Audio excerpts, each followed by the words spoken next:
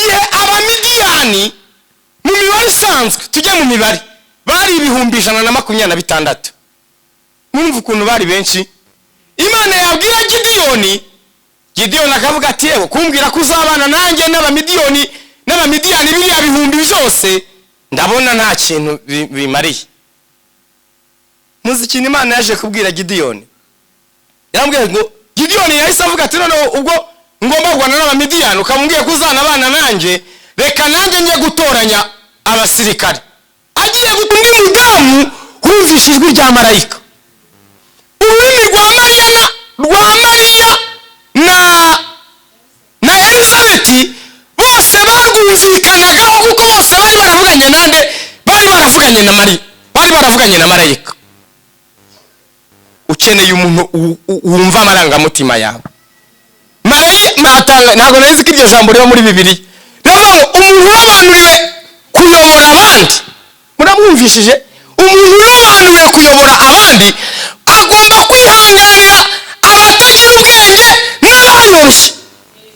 Ukibaza Imana irobanuye Jean Paul, ariko ngo mu bantu azihanganira ngo harimo abantu batagira ubwenge. Iyo umuntu atagira ubwenge bwo bisobanuye ko ari ikigori. Simuvyumvishe? Ntabwo nyine ni ikigori, nta bwenge. Cyovuze nta bwenge se mwebwe mwumva iki? Ariko ngo nubwo Imana yarobanuye Jean Paul kuyobora abo bantu, ngo agomba kwihanganira abo bantu. Mwakihanganira abantu bayobye bataye inzira. Ariko umurongo natangariye ni agace gakurikira ngo kuko nawe agoswe n'intege nke z'umubiri. Ko umuntu umwe afite ingorane nyinshi, ariko bakerekana ko abantu babiri bafite amahirwe menshi yo kugera kuri byinshi, yo gukora byinshi. Yesu nashimwe. Yesu nashimwe. Haleluya. Nahoze ndeba Yesu atuma abigishwa, ntabwo yigeze atuma. Yesu n'umuhanga. Irembo ryera TV, Irembo ryera TV. Shima Imana. Hari igihe nyine Imana ishima kunyuza umuntu mu bihe nka biriya. Hariho umuntu uherutse kunyandikira, noneho arambwira ati ko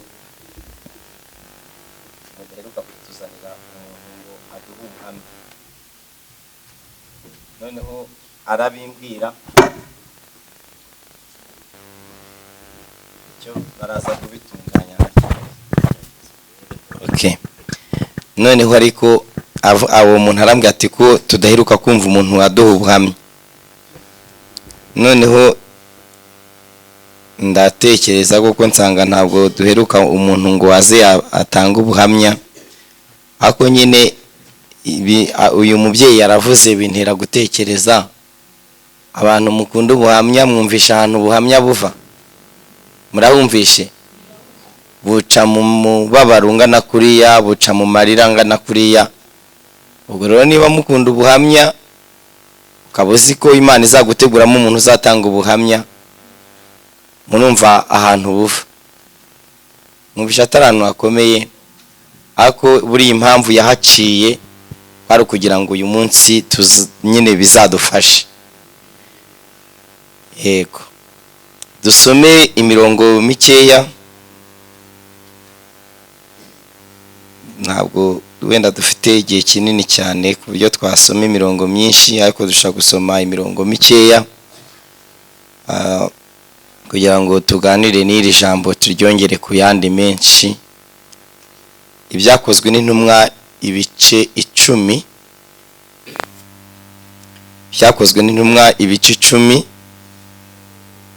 Havuga inkuru ya marayika na Koroneliyo. Bakavuga uburyo Koroneliyo yari ateye nuko yari ameze. Wenda iyo mirongo myinshi ntabwo turajya kuyisoma, ariko hano haravuga ngo umurongo wa 3 uravuga ngo abona ku mugaragaro mwiyerekwa marayika w'Imana yinjiriwe nko mu isaha ya 9 y'umunsi, aramuhamagara ati Koroneliyo, aramutumbira aramutinya, aramubaza ati ni iki mwami? Uwo ni Koroneliyo wasubizaga marayika wari umuhamagaye. Aramusubiza ati gusenga kwawe n'ubuntu bwawe byazamukiye kuba urwibutso imbere y'Imana, kandi none tuma abantu i Yopa utumire umuntu witwa Simoni, nibyo, wahimbwe Petero, acumbitse kwa Simoni w'umuhazi, urugo rwe ruri iruhande rw'inyanja.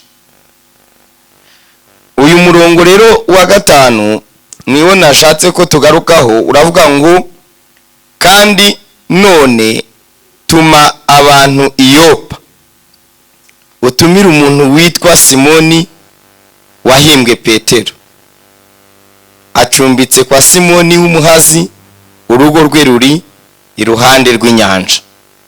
Yesu nashimwe. Ikintu tuganira wenda mu mwanya uringaniye nuko ni ijambo hano. Urabona Koroneliyo bavuga ko yari umuntu w'umunyadini, murabyibutse. Bakavuga ko yari afite aho asengera, n'amasengesho ye yari ku rwego rwo hejuru cyane. Umugabo wari ugeze ku rwego asenga, yasenga Imana ikamutumaho. Murumva ko uwo mugabo yari ari ku rwego rwo hejuru. Bavuga ibintu bibiri yari yujuje, ngo yagiraga gusenga ariko ngo akagira n'ubuntu bwinshi. Izo ni indangagaciro zikwiye umuntu usenga. Hari indirimbo turirimba ivuga ngo gusenga n'indirimbo byabo ngo bitumbagira mu ijuru. Bakavuga ngo ubwo bugingo bubeshaho abacunguwe ba hose. Koroneliyo rero n'uwo nguwo yari umunyadini, yubahaga Imana nabo mu rugo rwe. Reba ko umuntu wari wubahaga Imana ariko nabo mu rugo rwe bakagaragara muri uwo mubare wo kubaha Imana. Urumva ko yari ari ku rwego rwo hejuru. Ariko ikintu cyaje kuba, Imana yaje kumutumaho marayika. Ukibaza ko marayika yari ahari kandi ko ari Imana yari imutumye, kuki ibyo Petero yagombaga gusobanurira Koroneliyo birabasaba ko mutekereza cyane. Kuki marayika atabimwibwiriye? Murabyumvishije? Marayika aragiye aramubwiye ngo tuma abantu i Yopa utumireyo umuntu witwa Simoni wahimbwe Petero, acumbitse kwa Simoni w'umuhazi. Umuhazi muzi icyo ari cyo? Iyo bavuze umuhazi mwumva nde?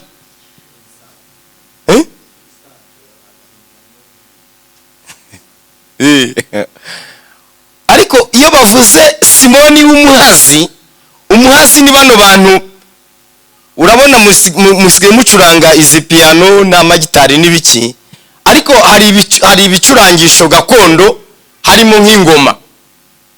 Uyu rero Simoni w'umuhazi yaharaga impu. Ni bano bantu bahari impu baboha ingoma, zino ngoma dukubita n'intuzi n'imirishyo. Umuhazi rero ni uwo nguwo. Simoni niko kazi yakoraga. Banavuze ahantu yari atuye ko yari atuye iruhande rw'inyanja. Akari byo nari mbonye mavugana ngira ngo bafite ubundi busobanuro butari bwo, ariko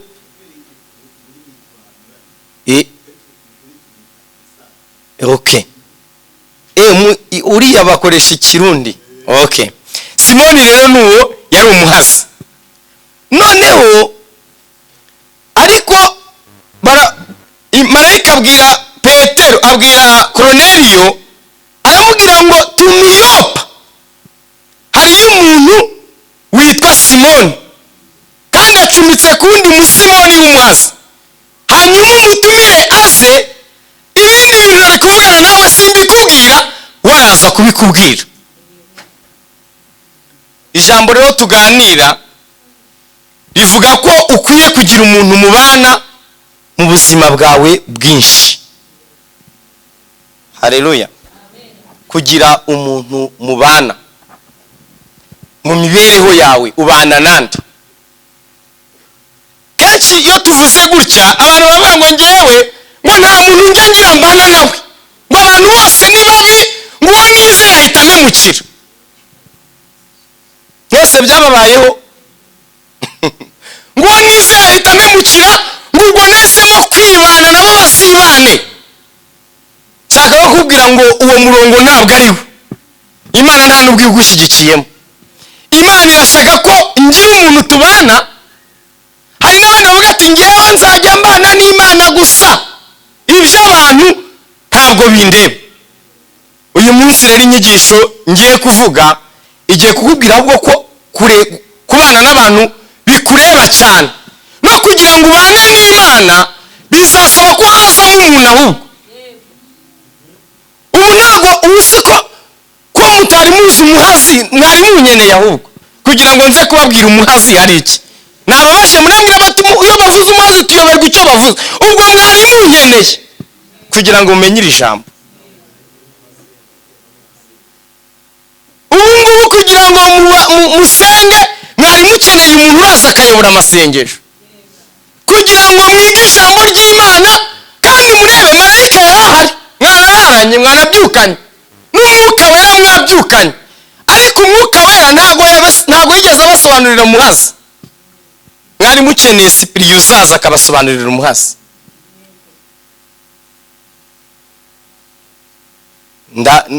Ibitekerezo byanyu ndabicokoje cyane. Mwari mukeneye buriya Joseline, mwari mumukeneye. Niyo buri impamvu mwamuhamagaye nuko mwari mumukeneye. Mwese marayika ntiyarahari, marayika yarahari. N'ibintu Joseline ariko arababwira, marayika yabishobora kubivuga. Ariko nshaka kuvuga ko hari ibintu Imana itazakubwira, hari ibintu marayika atazakubwira, hagakenerwa umuntu uzabikubwira. Inyigisho rero iravuga ko ukwiye kugira umuntu mubana. Ibyo tubwira ngo wowe ngo n'ubundi umaze igihe kirekire ngo nta bantu mubana, nicyo cyuho ufite. ahubwo buriya icyuho ufite ni uko nta bantu mwabanye. Wasanga iyo uza kugira abantu mubana bo bari beza batarabaguhemukiye, wasanga utari kuba umeze uko nguko umeze. Ubwo rero uko umeze uko nguko usa n'abantu buriya munabana.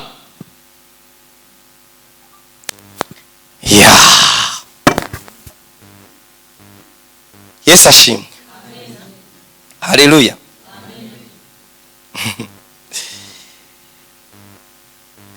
Hano iyo urimo ureba ijambo ry'Imana usanga ko Bibiliya ivuga ko atari byiza ko umuntu aba wenyine. Mwarabibonye? Munyihanganire ne kuza gusoma ibyanditswe byinshi, ariko imirongo myinshi ndababwira irabifite ahantu yanditse. Iryo si ijambo badusomera basezeranya. Si byiza ko uyu muntu aba wenyine. Ngo iyo mfashe decision yo kuba ubuzima bwanjye nyine, mba nyuranije cyane n'umugambi w'Imana. Imana y'umugambi wayo ni uko umuntu ataba wenyine, agira undi muntu babana. Iyo urebye hano mu mubwiriza si umwahagera Jean Paul, ubundi wafashe Bibiliya, wafashe Bibiliya byaba bigutwaye iki? Mu mubwiriza igice cya 4 imirongo 9 usoma ugeze hepfo cyane.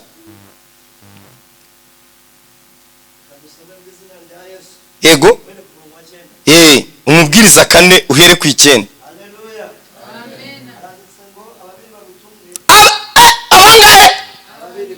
Urumva ko hajemo umuntu n'undi, ababiri barutumwe. Nuko ngo kuba wenyine rero urumva komeza wumva impamvu.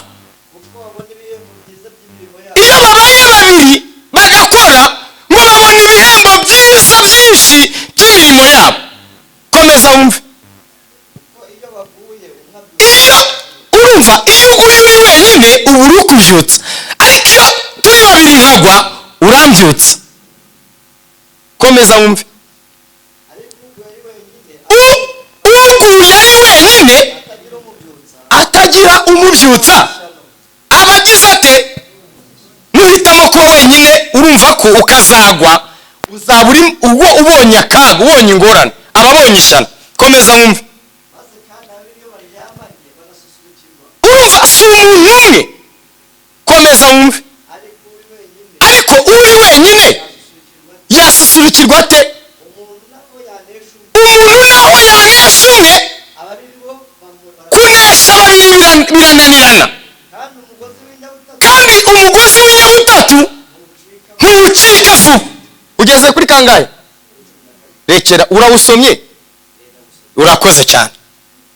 hano muri ibi byanditse dusomye byinshi bari kwerekana ko umuntu umwe afite ingorane nyinshi, ariko bakerekana ko abantu babiri bafite amahirwe menshi yo kugera kuri byinshi, yo gukora byinshi.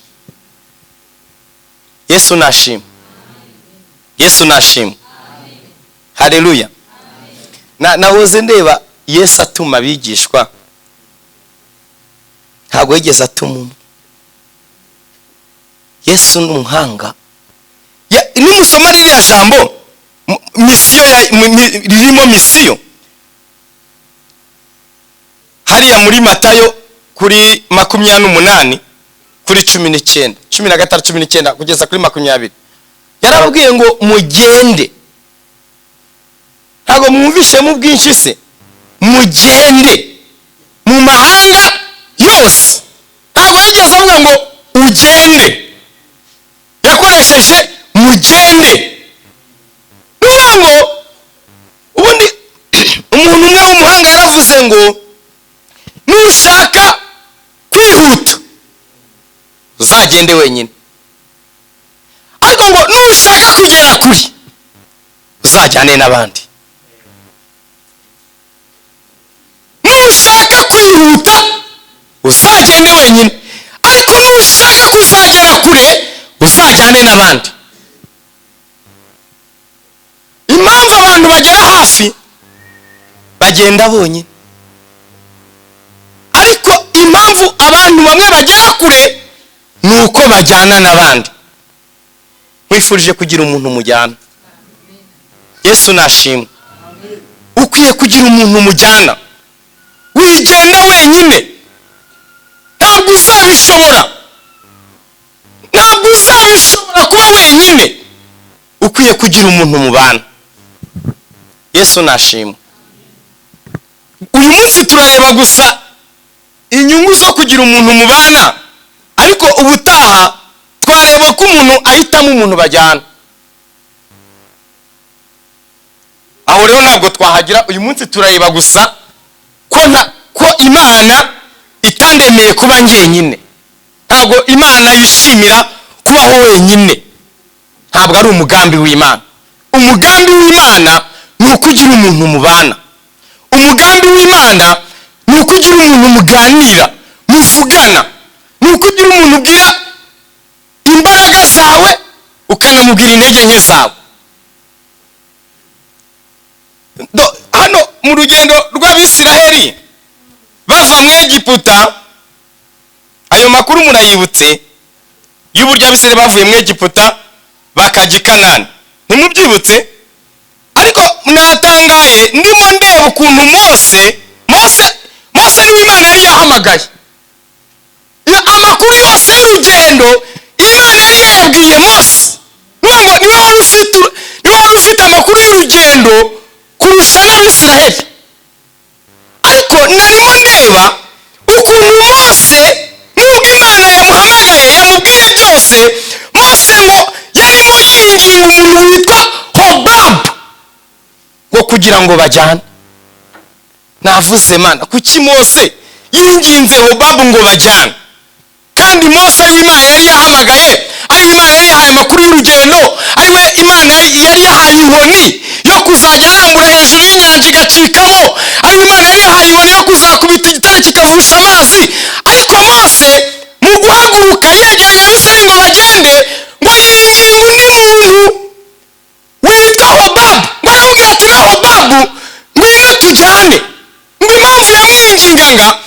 nuko Hobabu yaramenyereye ibintu by'ubutayu, yarazi ibintu by'ubutayu, azi kubugendamo, amenyereye inzoka zo mu butayu. Hobabu ngo yari umuntu uzajya abwira ngo aha ntimuhace muce gutya, hano turahaca gutya, hano turihuta, hano turagenda gutya. Yari akeneye umuntu witwa Hobabu kugira ngo bajyane. Yesu nashimwe. Dukeneye umuntu tujyana. Yesu nashimwe cyane. Ndababwira rero ibintu bine nibura umuntu ukeneye, umuntu mushaka kujyana, umuntu mwabana, umuntu Imana ikwiye guhuza nawe akwiye kuba yujuje. Yesu nashimwe. Umuntu ukeneye kubana nawe, ukeneye kugendana nawe, ikintu cya mbere agomba kuba afite ni umuntu uzaguha ubumenyi udafite. Iki ubumenyi udafite. Nta muntu umenya byose. Umuntu usanga ari dogiteri mu buhinzi, urumva uwo muntu ikintu afite ukuntu kiremereye, ariko nubwo ari dogiteri mu buhinzi akeneye dogiteri mu buvuzi. Mwabyumvishije? Ugasanga umuntu nubwo wenda ari dogiteri mu buhinzi, undi akaba ari dogiteri mu buganga, hakenewe n'umudogiteri muri ekonomi. Murabyibutse? Noneho rero umuntu ukeneye wa mbere ni umuntu uzaguha ubumenyi udafite. Nutabona uwo muntu ufite ubumenyi udafite, nudahura nawe hari ibintu uzapfa utazi kandi wari ukeneye. Hari igihe umuntu aba afite ibintu, aba yifitemo ubukene si ikintu cyumvikana, ni bumwe bwari bwarazigirije uriya mutati. Noneho kubera ko umuntu yifitemo ubukene, kubera ko atahuye n'umuntu icyo gice gikennye, atahuye n'undi muntu ufite ubumenyi kuri cyo cyangwa ubukene kuri cyo, akagira ngo ubwo bukene nta kintu butwaye. Kumbe buragitwaye, ahubwo nuko atahuye n'umuntu ufite igice akeneye. Umuntu rero ukeneye umuntu uguha ubumenyi udafite. Muzi ikintu nakunze, aho kugira ngo mfane ubukene bw'ibintu ntazi, Imana yatuma na marayika, ariko kugira ngo icyo gice cy'ibintu ntazi nkenye Imana igikenure. Ibyo mwabisanga muri Danieli, aho Imana yemeye igatuma marayika ngo kugira ngo ajye kumwungura ubwenge. Hari igihe Imana ibona ubujiji mfite, ubukene mfite bwo kutamenya, ikabona ubwo bujiji bukwiye guhinduka, bikayitwara ikiguzi, igatuma marayika, ariko kugira ngo icyo gice ikizamure. Ndashaka kubabwira ngo ibintu byose utazi si uko ari bibi. Ibintu utazi si uko ari bibi. Noneho rero ukeneye umuntu uzaza kuzamura icyo gice cy'ibintu utazi, kugeza icyo gice cy'ibintu utazi nacyo kizidevelopa kikabamo ubuhanga. Ariko hakenewe umuntu uzaza kugira ngo kizamuke. Haleluya.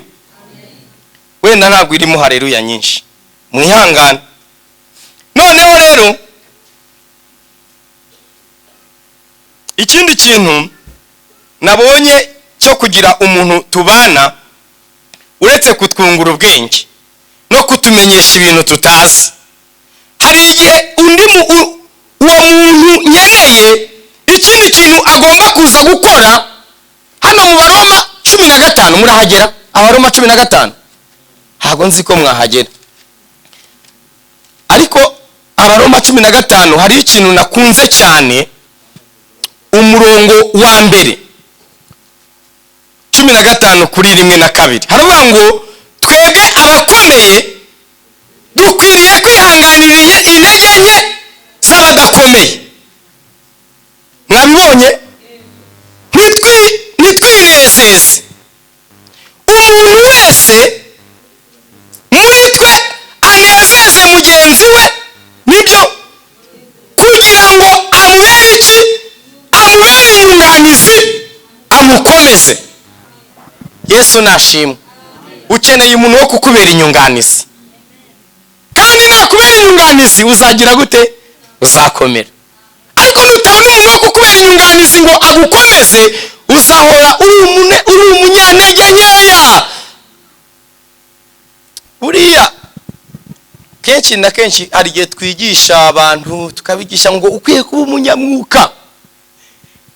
Ntabwo mujya mubyigisha mwebwe ngo ukwiye kuba umunyamwuka.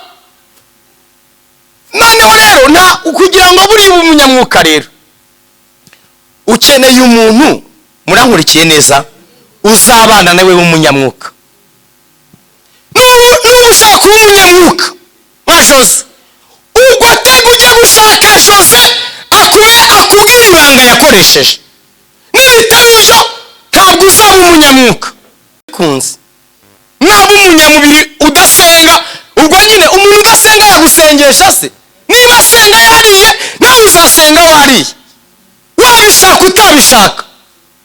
Nimujya hari amatorero muzajya musoma yagize ububyutse bukomeye cyane, nka Efeso buriya yari mu itorero ritangaje. Efeso biravuze ngo abanyagikundiro, Efeso.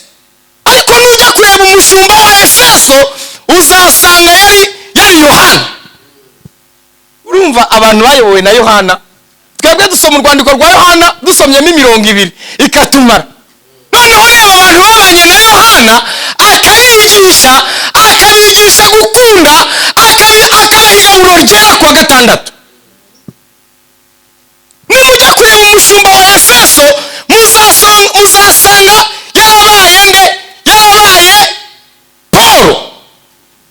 Paul yabaye mu Efeso, ngo yahabaye imyaka itatu n'amezi. Urumva Efeso bazasa na Paulo, murabyibutse? Musange Timoteyo yabaye umushumba wa Efeso. Abo bantu baba abanyamubiri bati. Buriya hari n'igihe mvuga nti reka twe kwirenganya, nyine dusa n'abantu bacu. Ese murayo duse nande? Murandakariye? Icyo nababwiraga rero, kugira ngo ube umunyamwuka hari undi muntu ukeneye umunyamwuka. Kugira ngo ube umusomyi ukeneye undi muntu ugutoza gusoma, ukubwira ngo buri munsi basoma izi shapitire bakazirangiza, akagutoza. Kenshi na kenshi tubura abantu badutoza. Muza kujya kureba ubuzima bwa Luka, muramwibutse? Luka yari umwanditsi wande? Yari umwanditsi wa Paulo. Luka yari umwanditsi wa Paulo. Ntabwo mubyibutse, mwarabyibagiwe. Yari umwanditsi we. Urumva rero ukeneye n'umuntu, kenshi na kenshi ubuzima ducamo busa n'ubw'abandi, ariko ugasanga umuntu arinze apfa, ubuzima bwe nta kintu bwatumariye, kubera ko ntabwo twigeze tumwiga ngo tubwandike. Nkumbabajije ahantu ubuzima bwa Kayihura bwanditse mwahambwira. Ariko buriya twakabaye dufite ahantu tujya kwiga ubuzima bwa Kayihura, tukayicara amasaha 3 tukavuga turashaka kumenya Kayihura yakoreranye n'Imana ate, yabanye n'Imana ate. Tukaba dufite ahantu turabisoma, tukayicara amasaha menshi. Ariko usanga ubuzima bwacu bwarabaye ubuzima bujugunyanze, budafite umuntu ubukurikirana. Ariko twakagize abantu bakurikirana ubuzima bwacu, babwandikaho. Kandi ikintu gitangaje, niba ushaka kugira ubuzima bazandikaho, niba bazabwandikaho, niba unababwiza bazabwandikaho. Ugomba kwitegura kugira ubuzima rero twakwandika ku buryo tuzabusoma mu myaka 10. Urumva twabwandika ko mucecetse? Twabwandika ubuzima bwawe, twabwandika tukabufataho note, tukandika shapitire 50, twiga ingeso zawe, twiga imico yawe. Buriya muba mushaka ko dusoma muri Timoteyo, nuko babaye abagabo bari tayari biteguye ko bandika ubuzima bwabo. Paulo uyu dusoma cyane, Paulo niwe pastori w'itorero, muramuzi, niwe mukuru. Ukuyeho Yesu, Paulo si ukurikira, ariko ubuzima yabuteguye uburyo babwandika. Arabwira Luka ngo ubuzima bwanjye ujye ubwandika, ntuzagire isoni zo kubwandika. Nica no mu nyanja uzabwandike, ninyivamo ubwandike, inzoka nirya uzabwandike. Ubuzima bwarabutegura uburyo bazabwandika. None uyu munsi ubuzima bwe budufitiye umumaro, kuko ubuzima bwe bwagize gute? Bwanditswe. Imana ibafashe ko ubuzima bwanyu babwandika. Ngiye ko munkuyemo, nanjye Imana imfashe. Mana waduhaye ubuzima bakwandika. Ariko tujya kwandika ubuzima bw'umuhanuzi tugasanga ahirutse kwambura umuntu. Kwasi turabyandika. Tujya kwandika ubuzima bw'umuntu runaka tugasanga afite amarira ararakaye. Si turabyandika, ayo marira turayandika. Mbabwiye ibintu byinshi, ariko nababwiraga ko umuntu wa kabiri dukeneye ni umuntu ubana natwe akatubera inyunganizi, yamara akadukomeza. Mukeneye abantu babakomeza. Yesu nashimwe. Babakomeza. Kuri iki ngiki cy'umuntu utubera inyunganizi akadukomeza, biratangaje ko usanga abakobwa bacu yibuka marene mu cyumweru afite ubukwe, yerekanwe akaba aribwo yibuka ko akeneye marene. Ukibaza uwo marene w'amezi 3 azamuha iki?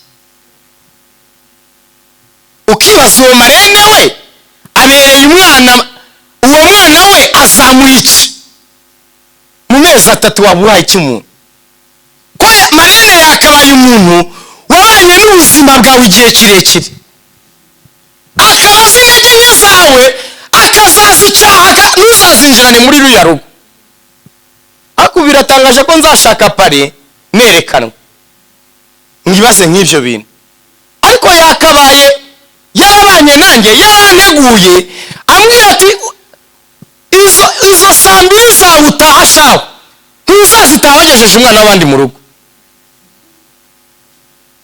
Mbabwiye ibintu byinshi bikomeye. Noneho rero dukeneye umuntu utubera inyunganizi akadukomeza. Muramwishimiye cyangwa ntago mumushaka? Cya kabiri, undi muntu wa kabiri dukeneye ni umuntu utwumva mu marangamutima. Umuntu ugira gute? Umuntu wakira amarangamutima yacu, umuntu uzashobora kuyumva, umuntu uzashobora. Hari igihe umuntu ahura n'ibintu, murankurikiye, bikamukubita bikamumanura, noneho amarangamutima ye akamenagurika. Murabyibutse? Amarangamutima akamenagurika, umuntu akaba yangiritse, yamenaguritse, nta gice cyasigaye. Noneho icyo gihe amarangamutima ya Cyprien yakubiswe, yamenaguritse. Cyprien ntabwo akeneye umuntu akeneye ni uraza gufata ayo marangamutima yamenaguritse, ayo marangamutima yarwaye, yarembye, ageze kure. Undi muntu dukeneye ni umuntu uraza akayegura. Haleluya. Akamenya ijambo arayabwira, agaherekeza urwo rugendo rw'ayo marangamutima ameze gutyo, akayomora, akayavura, akongera akayakiza.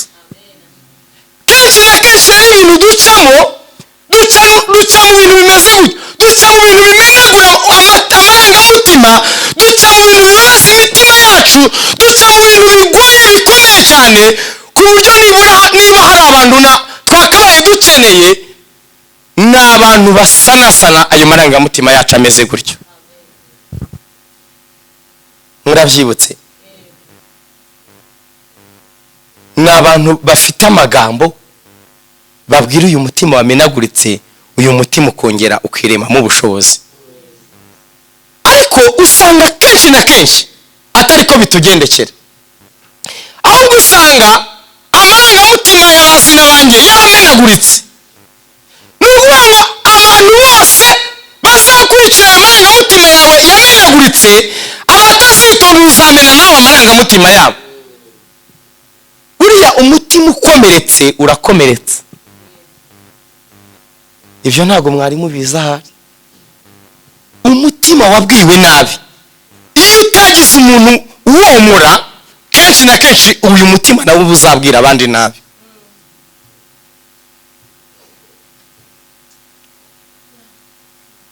Niko bikunda kugenda. Umuntu wabwiwe nabi natagira umuntu babana ngo amwongemo ibindi bintu biri byiza, azajya avuga nabi. Dukeneye abantu begura, babyutsa amarangamutima yacu. Marayika yavuganye na Mariya, murabyibutse, aramubwira ngo urahiriwe mu bakobwa. Siko yamubwiye? Aramubwira ngo kandi ugiye kubyara igitangaza. Mariya aho yari ari aravuga ngo ibyo bizashoboka bite ko nigeze ndyamana n'umugabo? Marayika aravuga ngo imbaraga z'isumba byose zizakumanukira, n'umwuka wera azakuzaho agukingirize. Aramubwira ngo nicyo gituma rero uzavuka azitwa umwana w'isumba byose. Barakomeza baraganira, ariko marayika uko yavuganaga na Mariya, marayika aramubwira ati noneho ndabona umwanya wanjye ushize, ariko ngiye kugusigira andi makuru. Genda ujye mu rukiga. Murabyibutse? Nugera mu rukiga urasanga n'undi mudamu mwene wanyu witwa Elizabeth. Ibyo nakubwiye azabikubwira. Nuvuga ngo Mariya ikintu yari akeneye undi mudamu wumvise ijwi rya marayika. Ururimi rwa Mariya na Elizabeth bose barwumvikanagaho, kuko bose bari baravuganye nande? Bari baravuganye na Mariya, bari baravuganye na marayika. Ukeneye umuntu wumva amarangamutima yawe. Mariya arihuta cyane ajya mu rukiga, kandi yagezeyo already yamaze gusama. Mwumve namwe ukuntu marayika yihutana ibisubizo. Mukeneye marayika wihutana ibintu byanyu. Aramubwira ngo agezeyo, aramubwira ati navuganye na marayika uyu munsi, none yambwiye ngo nza, kandi ngo barahoberanye. Murabyibutse ngo indamutso abana babo bari mu nda ngo zirumvana. Ngo aramubwira ngo rero ibyakubayeho ntabwo ari igitangaza. Nanjye numvise marayika ambwira ko nta jambo Imana ivuga ngo rihere, ati ubwo dutegereze bizaba. Uko Mariya yavuganaga nande? Yavuganaga na Elizabeth. Ya stress yari afite yo gusama inda nta mugabo igenda ishira, amarangamutima ye agenda yomorwa nuko haboneka andi marangamutima yande ya Elizabeth. Nshatse nakabaza ngo Elizabeth wawe ninde? Iyo Imana yakubwiye ibintu ni bimwe mu biganiro. Iyo Imana yavuganye nawe ibintu ukumva birakomeye, ukumva biragoye, ni bimwe musengana vuba ugukomeza ku Mana. Mbasigiye umukoro. Ariko undi muntu wa kane dukeneye kubana nawe ni umuntu nakunze cyane. Ni umuntu utumara ubwoba. Umuntu ugira gute? Umuntu utumara ubwoba, umuntu udutinyura. Wenda ni nako nsorezaho, sinshaka kurya iminota ya Joseline kuko nawe ni umugabura w'iby'Imana mugenzi wanjye. Ariko narimo ndeba ndatangara, Imana yahamagaye umugabo witwa Gideon. Iryo zina ntimuryibutse? Gideyoni. Imana iramubwira ngo Gideyoni, ndaguhamagaye. Gideyoni ngo abwira Imana ati se urampamagaye Uwiteka, ko ndi uwo kwa Manase, ko turi abantu boroheje, none urambwira ngo urampamagaye, urabona nakora iki? Imana ibwira Gideyoni amagambo, iramubwira ngo genda nzabana nawe. Yesu nashimwe. Mu bihe bikomeye muzi ukuntu Imana itubwira ko izabana natwe, ntimuzategereze ibindi. Imana iratubwira nzabana nawe, niko Imana ijya ibwira abantu. Yosuwa mu bihe yakomerewe na Yorodani iri imbere, Imana iramubwira nzabana nawe. Mu gihe Mose yari amaze gupfa kandi yari umugabo ukomeye, ikintu Imana yabwiye Yosuwa, yabwiye we nzabana nawe, nzaba mpari, humura. Ubwo kandi ngo Imana iba yabirangije yivuze ko izabana natwe. Kumbi twebwe tukabona bigihari, kumbi Imana yo muri nzabana nawe yabishoje. Ko mutayikomeye amashyi. Noneho Gideyoni Imana iramubwira ngo uzanesha Abamidiyani, ntuneshe umuntu umwe kuko ngewe nzabana nawe. Ngo Gideyoni akajya abwira Imana ati ndumva ntinye, nubwo mbwira Imana ko uzabana nanjye ariko ndati. Noneho ubwo Imana yamubwiraga ko izabana nawe, mu gihe Abamidiyani mu mibare isanzwe, tujye mu mibare, bari 126,000. Mwumva ukuntu bari benshi. Imana yabwira Gideyoni, Gideyoni akavuga ati yewe kumbwira ko uzabana nanjye n'Abamidiyani biriya bihumbi byose, ndabona nta kintu bimariye. Muzi ikintu Imana yaje kubwira Gideyoni? Yambwiye ngo Gideyoni yahise avuga ati noneho ubwo ngomba guhana n'Abamidiyani ukamubwira ko uzanabana nanjye, reka nanjye njye gutoranya abasirikare. Agiye gutoranya abasirikare yatoranije 30,000. Urumva n'ubundi kwa Gideyoni bari bagize gute? Bari batsinzwe. 30,000 se bizagwana n'126,000. Gideyoni ngo aserukanye izo ngabo 30,000, Imana iramubwira ngo yawe aba bantu muri kumwe ni benshi, none tangazamo amatangazo abiri. Babwire ngo umuntu wateye uruzabibu akaba afite ubwoba ko atazagaruka ngo arusarure asubireyo, n'umaze imyaka n'utaramara umwaka ashatse nawe asubireyo, n'ufite ubukwe ufite gahunda yo gushaka no gushyingirwa nawe asubireyo, n'ufite ubwoba nawe asubireyo. Iryo tangazo Gideyoni aritanze, hasubiyeyo 27,000.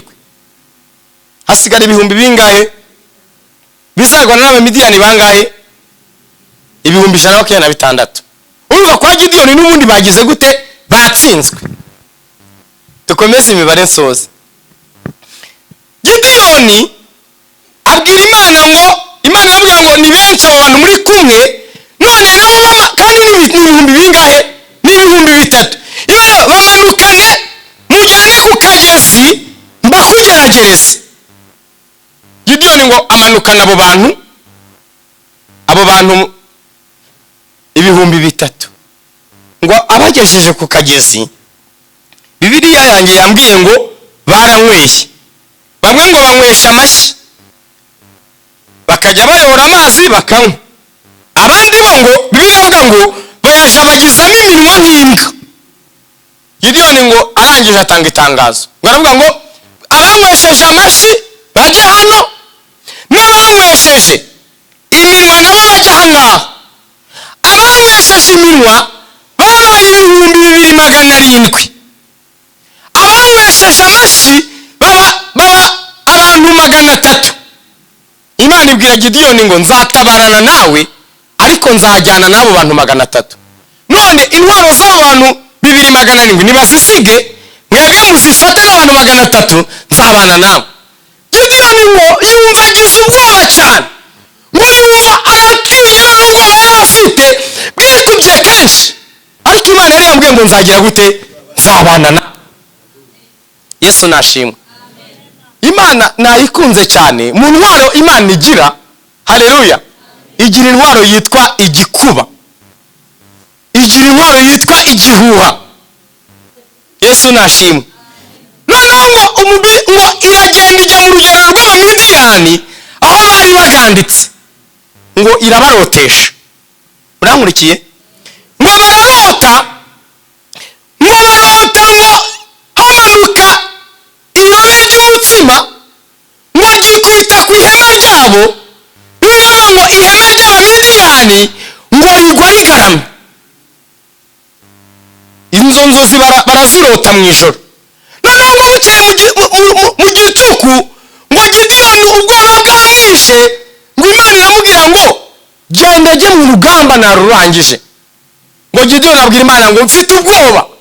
Noneho niba utinya, munkurikire nsoze, niba utinya jyana n'umugaragu wawe Pura, hanyuma mwumvishe amakuru y'iki? Amakuru y'abamidiyani. Natangaye ko Gideyoni yavuganye n'Imana. Murabyibutse ko azi kumva ijwi ry'Imana? Pura nta nubwo azi kumva ijwi ry'Imana. Nshaka kubabwira ko iyo tujya kugira ubwibone bwo kumva ko nta bandi bantu dukeneye, twumva ko turi ibitangaza, twumva ko dushoboye, twumva ko turi abahanga, twumva ko ari twe abanyabwenge, twumva ko ari twe Imana yatoranije, twumva ko ari twe tuzi kuvuga tutabwirije nta wundi wabwiriza, twumva ko turi intyoza mu magambo. Kumva Imana, murahurikiye neza, umuntu ufite imbaraga amenye ko afite n'intege nke. Mwari mubizi? Ntabwo nshaka kujya gusoma mu Baheburayo. Mu Baheburayo ho hantangaje cyane mu gice cya 6. Ntabwo nari ko iryo jambo riba muri Bibiliya. Rero umuntu wabanuriwe kuyobora abandi, muramwumvishije? Umuntu wabanuriwe kuyobora abandi agomba kwihanganira abatagira ubwenge n'abayoroshye. Ukibaza, Imana irobanuye Jean Paul, ariko ngo mu bantu azihanganira ngo harimo abantu batagira ubwenge. Iyo umuntu atagira ubwenge ubwo bisobanuye ko ari ikigori. Simuvyumvishe? Ntabwo nyine ni ikigori, nta bwenge. Cyovuze nta bwenge se mwebwe mwumva iki? Ariko ngo nubwo Imana yarobanuye Jean Paul kuyobora abo bantu, ngo agomba kwihanganira abo bantu, ngo akihanganira n'abantu bayobye batanye inzira. Ariko umurongo natangariye ni agace gakurikira ngo kuko nawe agoswe n'intege nke z'iki? Z'umubiri. Kuko nawe agoswe n'igice cy'iki? Cy'intege nke z'umubiri. Noneho iyo ushaka kutemera abandi, iyo dushaka kutagira abantu twinjiza mu buzima bwacu babana natwe, Satani ikintu cya mbere atubwira gikomeye, atubwira ko turi ibitangaza, atubwira ko dukaze, atubwira ko ari twe tubizi, atubwira ko nta ntege nke tugira, atubwira ko turi abanyamwuka barenze, atubwira ko twavuganye n'Imana, atubwira ko dukaze, akatubwira ko dufite imiryango ikaze. Arabanza akakuzamura akakugira igitangaza, akaguhita gukura mu bandi. Gideyoni rero Imana iramubwira ngo niba utinya ukaba ufite ubwoba, jyana na Pura, jyana n'umugaragu wawe Pura, mbumvishe inzozi. Murankurikiye neza? Niyo ngo intege nke za Gideyoni, murankurikiye neza, Imana yahinduye intege nkeya za Pura zo kuba umugaragu, yazihinduye imbaraga kurinde kuri Gideyoni. Ntago mwabyumva nonaha. Intege nke zari muri Gideyoni, Imana yafashe za ntege nke za Pura w'umugaragu izihindura imbaraga. Kandi izi imbaraga Gideyoni agize gute? Gideyoni akeneye muri uwo mwanya. Bibiliya avuga ngo baramanukana. Haleluya. Baragenda ngo bagera ku rugerero rw'abamidiyani. Ngo bageze ku rugerero rw'abamidiyani, ngo barimo bazirotora za nzozi zabo.